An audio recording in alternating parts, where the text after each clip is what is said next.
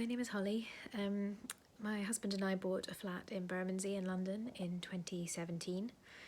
Our building is under 11 metres. The whole building is coated in cladding. At the time that we bought it, we did all the checks about the fire safety risk assessment, and we were assured that our property adhered to building regulations. However, of course, these then changed and we found ourselves in a position where our property no longer adhered to regulations. L&Q, who own our building, have said that their preliminary survey has confirmed that we will need some remediation, but they haven't done a detailed survey, and because we're so far down on their list of priorities, because we're under 11 metres, they've said they won't even start that process until the end of 2025 at the earliest. We're just in limbo because, of course, we don't have confirmation of how any remediation would be funded to be able to tell to a mortgage lender if we were to try and sell. And we don't, of course, have the fire safety form to say what our rating is. So we feel completely trapped. In the past few years, we outgrew that flat. We have a growing family. And so because we've been unable to sell due to the cladding on the building, we've been forced to move out of London. We've become unwilling landlords with all the tax implications that has.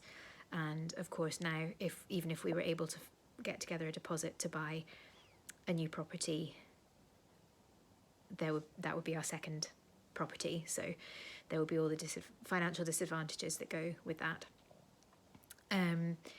So we find ourselves paying rent, which is extremely expensive, increasingly finding that we're going into debt.